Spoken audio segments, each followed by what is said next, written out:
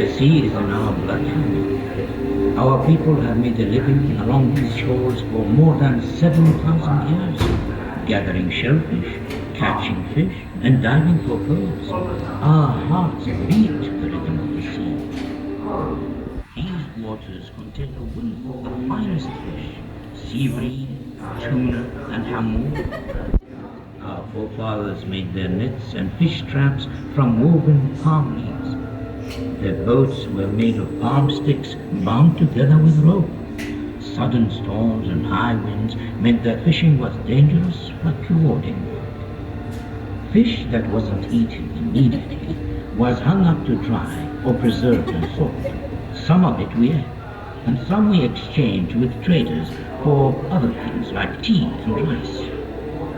Most of our homes were arish, made of date palm sticks and mats, although some were built with materials from the seashore, coral stone and lime cement. Their walls reflected the heat of the sun. Inside, the rooms stayed cooler in the midday heat.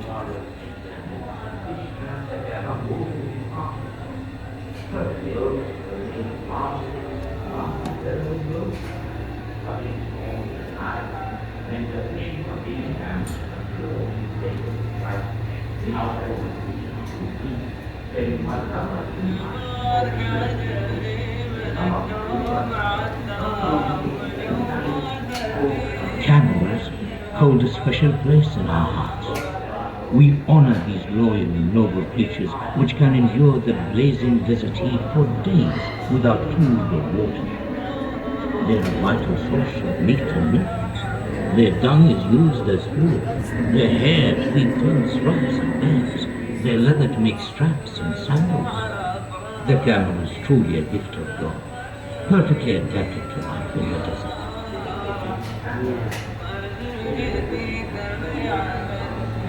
These camels have been loaded with dates, dried fish, household goods and food.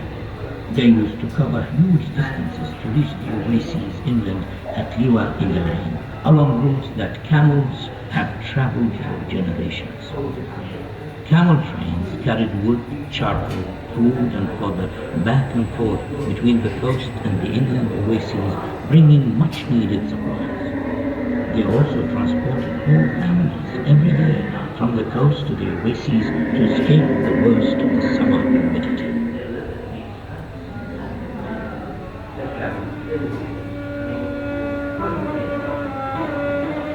This is what makes camels happy. In the desert they can smell water from many miles.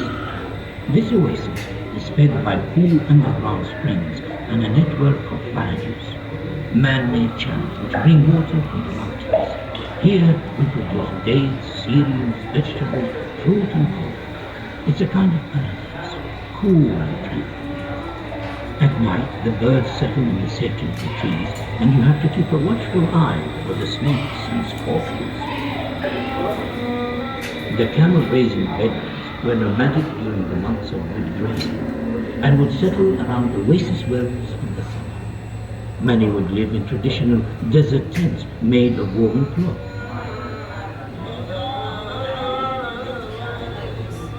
These were furnished with huts and divided into separate quarters for men and women. Here, in the food preservation area, women with cauldrons and red meat and bread make a family meal. Next door, in the measures, the men's quarters, the men would meet in the evening to talk and drink coffee.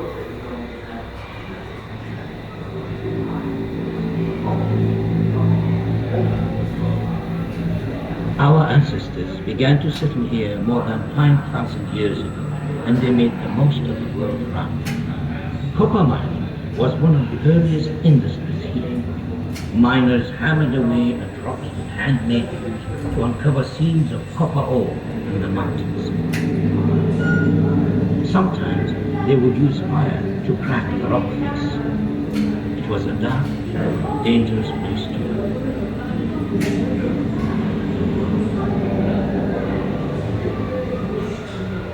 Once mined, the copper ore was heated to separate the copper from the ore, a process known as smelting. Molten liquid copper was poured into molds to make tools, weapons, and jewelry. Once the casks had cooled, they were hammered to shape.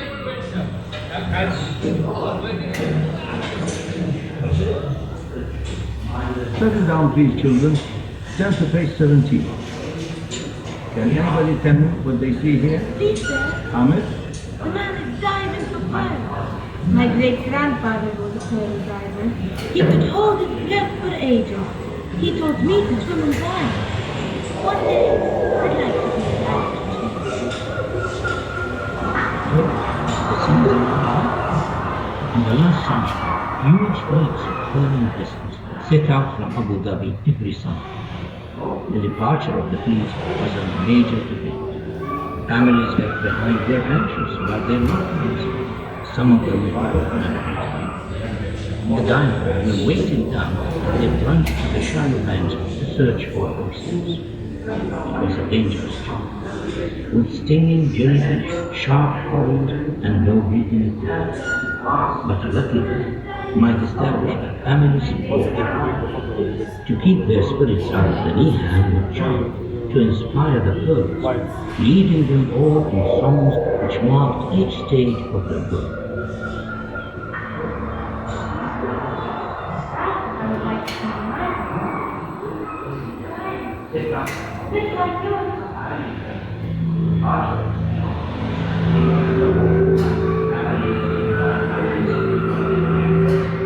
Since 5 years ago, Abu Dhabi has become one of the world's major oil producers. Much of this oil comes from under the sea. A network of offshore drilling platforms taps into vast reserves. Abu Dhabi currently has around a sixth of the world's oil and gas.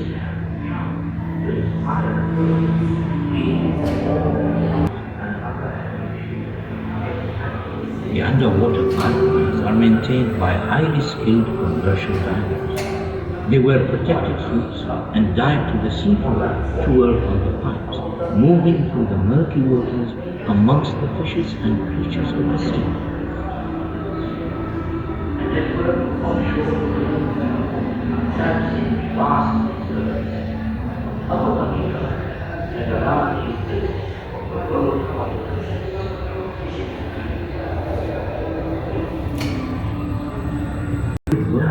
Oil drilling platforms.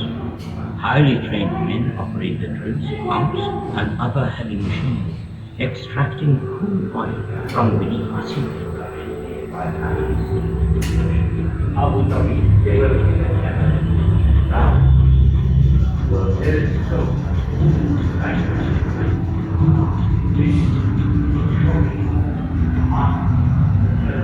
These futuristic structures are oil production facilities. Huge quantities of oil are produced every day at offshore and onshore production facilities. But even this modern industry was built using traditional skills. Pearl divers helped to lay the undersea pipes, and dhows kept fresh supplies coming in. Nowadays, massive tankers are needed to transport the oil and gas to the rest of the world.